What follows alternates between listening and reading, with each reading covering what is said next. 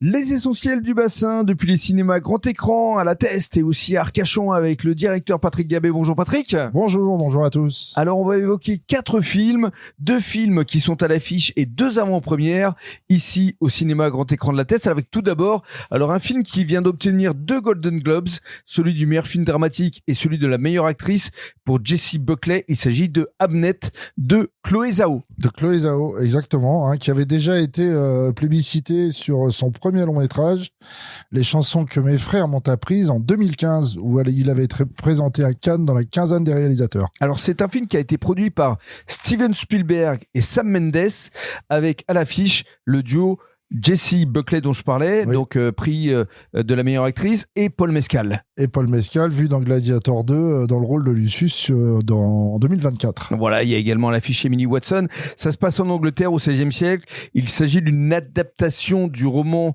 du même nom de Maggie O'Farrell. Le film explore de manière fictive le deuil d'Agnès et de William Shakespeare après la mort de leur fils Hamnet qui était âgé de 11 ans, et de cette épreuve va naître une inspiration d'exception. Exactement. Film à voir, à mon avis, sans hésiter. Il y a de l'émotion, et puis pour revenir à Shakespeare, c'est quand même le dramaturge, voilà, qui a fait naître des tragédies comme Hamlet, Roméo et Juliette, Macbeth, enfin bref, c'est un véritable monument à découvrir. Donc Hamnet de Chloé Zhao à partir de ce mercredi 21 janvier, ici au cinéma grand écran. Dans un autre registre, Le Mage du Kremlin, qui a d'ailleurs été présenté en avant-première ce dimanche. Oui, tout à fait. Film d'Olivier Assayas. Oui, alors Olivier Assayas, on le présente plus, scénariste, réalisateur, et notamment Paris s'éveille en 91, L'eau froide en 94, Destinée sentimentale en 2000. Alors là, c'est avec Paul Dano et Jude Law. Paul Dano, alors pour ceux qui s'en souviennent, on l'a vu dans The Fabelman, où il joue le rôle du père de Spielberg, jeune, en fait. Voilà. Et dans Batman en 2019 également. Et Jude Law, on le présente plus.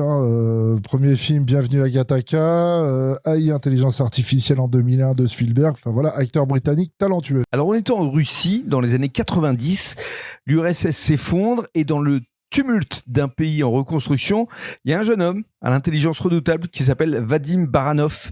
Il trace sa voie, il est d'abord artiste, puis producteur de télé-réalité, et il devient le conseiller officieux d'un ancien agent du KGB, promis à un pouvoir absolu, le futur tsar, qui s'appelle Vladimir Poutine. Exactement. Donc c'est un film vraiment qui est à découvrir. Il y a un vrai suspense, ça s'appelle Le Mage du Kremlin. Et puis une avant-première que tout le monde attend, Marsupilami. 12 ans après de mémoire, après celui qui avait été réalisé par Alain Chabat. Effectivement, c'est Philippe Lachaud et toute sa bande, plus Jamel Debbouze. La bande à Fifi. La bande à Fifi, exactement, qui reviennent. Donc c'est l'avant-première, aura lieu le dimanche 25 janvier à 16h15. Avec des animations. Alors avec des animations, on va faire un quiz justement pour tester un petit peu les connaissances de nos clients sur le personnage du Marsupilami, et puis il y a des petits cadeaux à gagner. Voilà, c'est avec Planète Neptune. Et alors, donc pour vous raconter le pitch, c'est assez simple.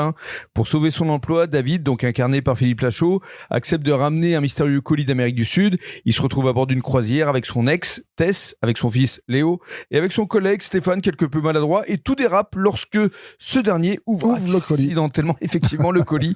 Et il s'agit d'un adorable bébé Marsupilami. Il apparaît et le voyage vire au chaos.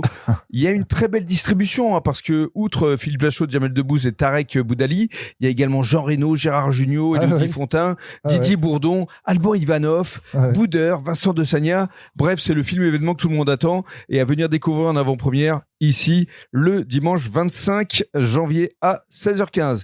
Et enfin, autre avant-première qui mérite aussi d'être vue, c'est Gourou.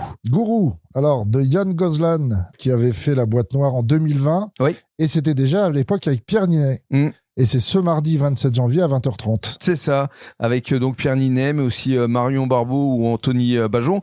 Alors l'histoire, c'est Matt, qui est un coach en développement personnel. C'est le plus suivi de France. Il propose à ses adeptes une catharsis. Alors qu'est-ce que c'est une catharsis ? C'est une expérience de libération et de purification émotionnelle. Et il scande pendant tout le film, ce que tu veux, c'est ce que tu es. Et ce principe électrise les foules, mais ça inquiète les autorités. Donc, sous le feu des critiques, Matt va s'engager dans une fuite en avant qui va le mener aux frontières de la folie ou de la gloire. Exactement. Voilà, c'est tout l'intérêt de ce film Gourou à découvrir donc en avant-première ce mardi 27 à 20h30. Et donc, il y en a vraiment pour tous les goûts cette semaine. Hein. Exactement, merci beaucoup Patrick. Et c'est vraiment très très qualitatif. Hein. Absolument. Voilà, et c'est très fédérateur. Merci beaucoup Patrick. Merci à tous. À la semaine prochaine. Au revoir.